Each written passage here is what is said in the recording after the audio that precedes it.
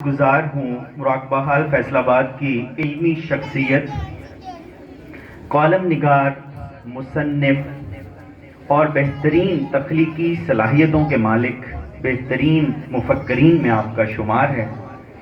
میری مراد ہے محترم جناب عبدالوحید عظیمی صاحب سے کہ وہ تشریف لائیں اور حضرت بابا تاج الدین ناگپوری رحمۃ اللہ علیہ کی اس عرس کی تقریب میں اپنے خیالات کا اظہار کریں۔ محترم جناب عبدالوحید عظیمی صاحب۔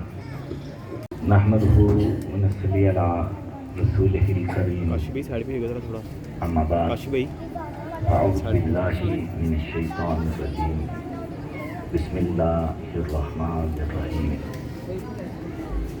وَإِذْ قَالَ رَبُّكَ لِلْمَلَائِكَةِ إِنِّي جَاعِلٌ فِي الْأَرْضِ خَلِيفَةً وَمَا خَلَقْتُ الْجِنَّ وَالْإِنسَ إِلَّا لِيَعْبُدُونِ۔ معزز مہمانان قدر، شرکائے محفل، میں نے آپ کے سامنے قرآن مجید کے مختلف مقامات سے لی گئی 2 آیات تلاوت کی ہیں۔ ان آیات کے اندر 3 مخلوقات کا تذکرہ ملتا ہے: فرشتے، انسان اور جن۔ ہم پورے قرآن مجید کا مطالعہ کریں تو ہمیں ان 3 ہی مخلوقات کا تذکرہ ملتا ہے، اور قرآن کا مخاطب بھی یہ 3 مخلوقات ہیں: انسان، جن اور فرشتہ۔ قرآن کی ان آیات کی جو تشریح شہنشاہ حق تکلیم حضور نانا تاج الدین ناگپوری اس طرح فرماتے ہیں کہ جو ہماری کائنات ہے، اس کے اندر 3 ہی مخلوقات ہیں جن کے تفکر سے یہ کائنات وجود میں آ رہی ہے۔ یعنی کہ یہ 3 مخلوقات، ان کے ذہن سے لہریں نکلتی ہیں، یہ تفکر کرتی ہیں، سوچتی ہیں، اور ان کے سوچنے سے جب ان کے خیالات کسی ایک جگہ پہ مرکوز ہوتے ہیں تو مظاہرات یا کائنات کی تخلیقی عوامل جو ہے لوگوں کے سامنے آنا شروع ہو جاتے ہیں۔ بہت ہی آسان اور سادہ لفظوں میں حضور بابا تاج الدین ناگپوری کائنات کے تخلیقی فارمولوں کا انکشاف کرتے ہیں۔ انسان، ہم سب انسان ہیں۔ اب دانا فرماتے ہیں کہ انسان تفکر ہے، جن تفکر ہے، اور فرشتہ تفکر ہے۔ یہ تفکر ہے کیا؟ یعنی کہ تفکر کائنات کی بنیاد ہے، اور ہم تفکر کس طرح کریں کہ ہمارے سامنے کائنات کے تخلیقی فارمولے، کائنات کی اللہ تعالیٰ کی صفات جو ہمارے سامنے آ جائیں۔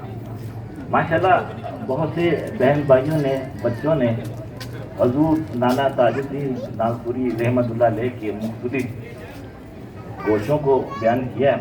میں صرف مختصراً 3 چیزیں بیان کروں گا کہ انسان کا تفکر کیا ہے، جن کا تفکر کیا ہے، اور فرشتوں کا تفکر کیا ہے۔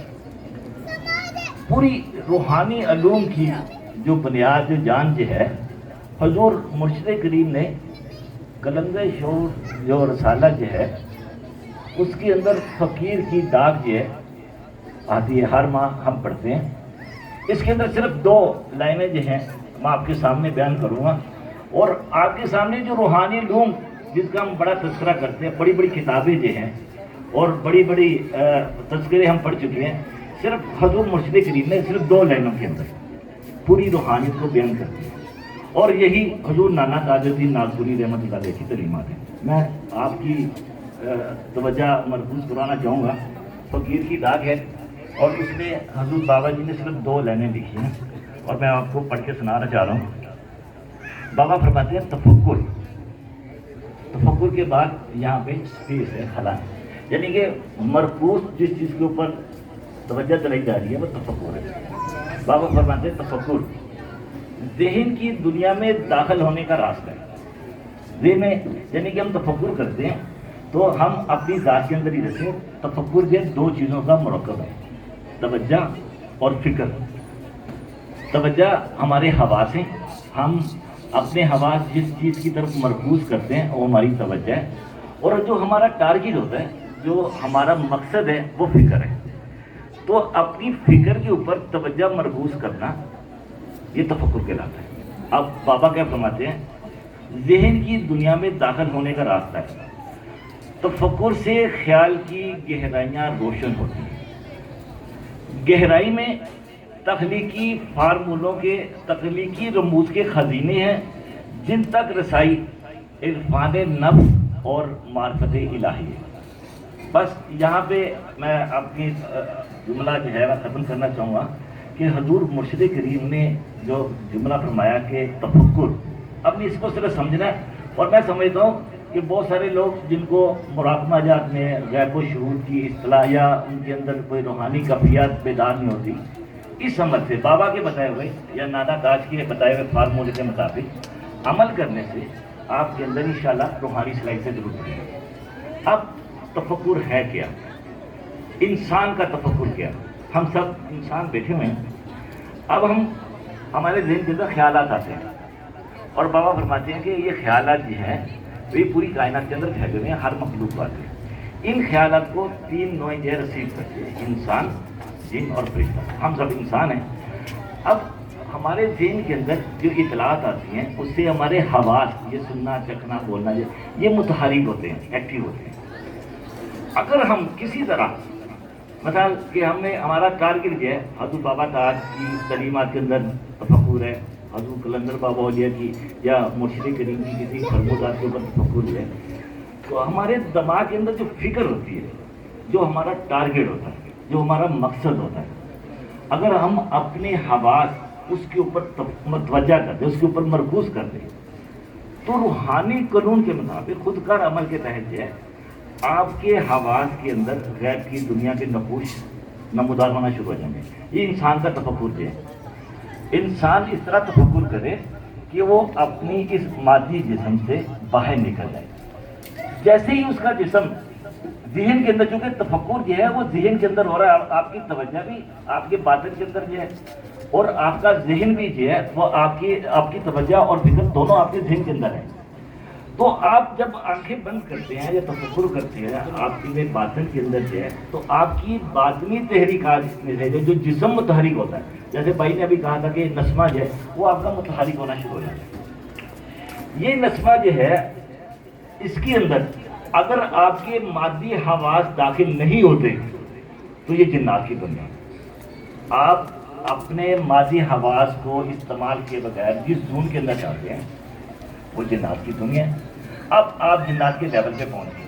اچھا, حضور مرشد کریم نے, حضور نانا تاج الدین ناگپوری نے اس کو متحرک کرنے کے لیے بہت آسان بتایا ہوا کہ نمک اور مٹھاس جو ہمارے گھروں کے اندر عام ہوتی ہے, اگر ہم اپنے جسم کے اندر مٹھاس کی مقدار کم کرنا شروع کر دیں تو ہمارے حواس کے اندر جنات کی دنیا آ جائے گی.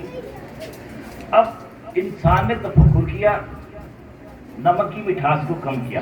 ابھی بھائی نے بات کی تھی منفی دخان اور مثبت دخان. انسان مثبت دخان ہے, انسان جو ہے وہ مٹھاس کا مرکب جو ہے. انسان جب مٹھاس کو چھوڑ دیتا ہے تو اس کے اندر جو ہے, اس کے خیالات کے اندر جو ہے, اس کے حواس کے اندر جو ہے جنات کا عمل دخل آنا شروع ہو جاتا ہے. اب انسان تفکر کر کے جنات کی دنیا کے اندر داخل ہو گیا ہے. اب جن بھی تفکر ہے, اب یہ کہ جب انسان جو ہے اس لیول پہ پہنچ جاتا ہے, اس کے اندر سے مٹھاس ختم ہو جاتی ہے اور اس کے اندر نمک رہ جاتا ہے, تو آپ کی باڈی کے اندر نمک بھی ختم ہو جائے. تو جب آپ کی باڈی کے اندر نمک بھی ختم ہو جاتا ہے تو آپ جو ہے فرشتوں کی دنیا کے اندر داخل ہو جاتے ہیں. اب انسان کا تفکر, جن کا تفکر, اور آپ نے نمک اور مٹھاس جب دونوں کو چھوڑ دیا تو آپ کے سامنے ملائکہ کی دنیا آ گئی, فرشتوں کی دنیا آ گئی. تو فرشتوں کے اندر سے بھی لہریں نکل رہی ہیں, ان کا بھی ایک تفکر جو ہے.